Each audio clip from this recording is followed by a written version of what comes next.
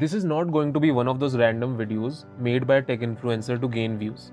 If you search on YouTube or any social media platform, you'll find all these roadmap and strategy videos by YouTubers who have themselves never applied to GSoC, nor do they know anything about open source. A little context about me. I am Jaideep, a two-time GSoCer. I did my first GSoC back in 2019, being in my very first year of college. I was in a tier 3 government college with literally no coding or tech culture. Open source to bhool hi jao.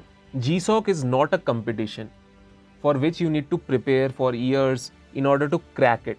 It's neither an internship at Google.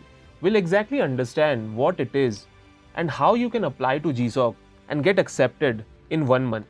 Today's reality is programs like GSoC have become super crowded. Of course, it has been marketed that way. But like it or not, GSoC gives you a tag.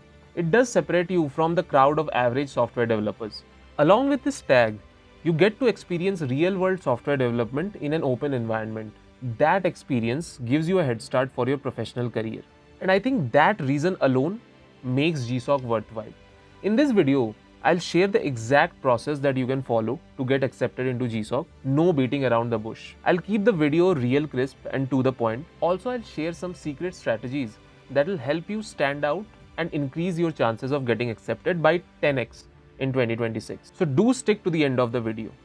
Let's quickly understand what GSoC is and what it is not. Talking about what it's not a competition. Neither it's an internship at Google.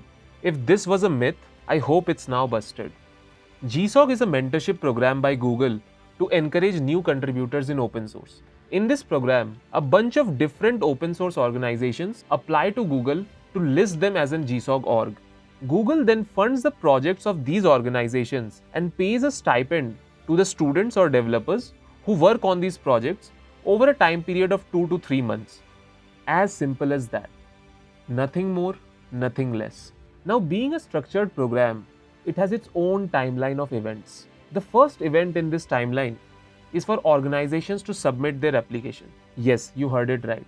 Orgs too need to submit their application. The window for this is somewhere between January to February. Based on the project ideas submitted by the orgs, Google decides on slots to give per organizations for their projects as per which they can select their students. Google then reviews the org applications and announces the selected orgs on their website. You'll find majority of the people start their contributions now and prepare their applications at this point in time. But here's what you should actually do to have your best chances. You can find all the past accepted orgs in the GSoC org archive page.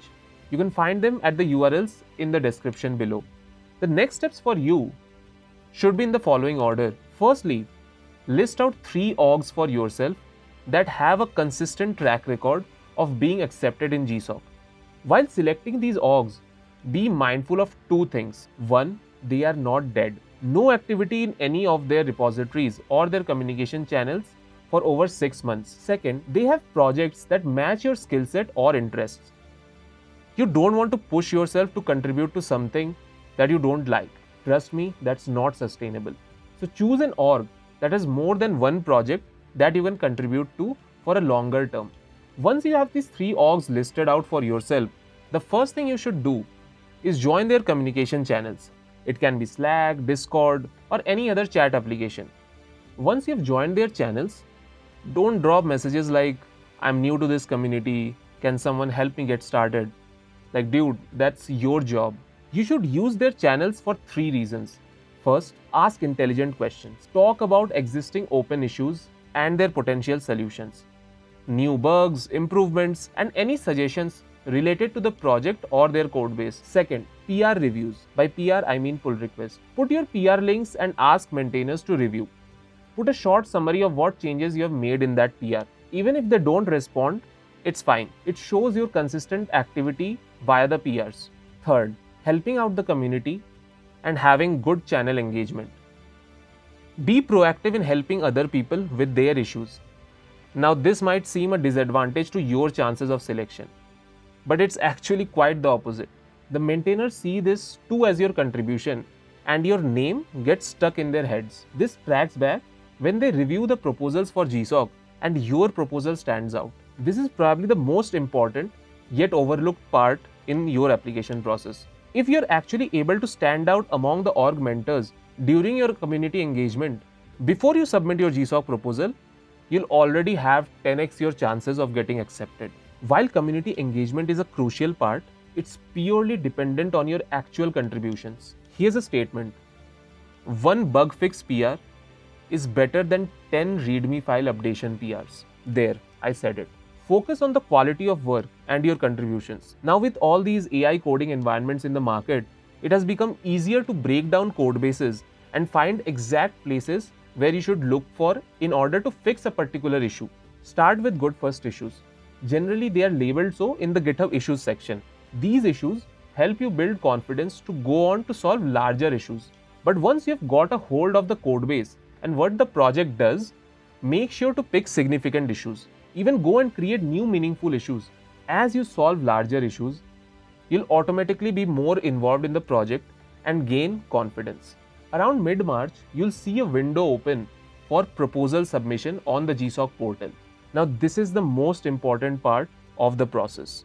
I've seen people get accepted into GSoC even without any past contributions, basis on their proposal quality. Now the question is, what should you write in your proposal? Well, most organizations have their own format of a proposal, but let me set some basic guidelines for a good proposal over 3 points.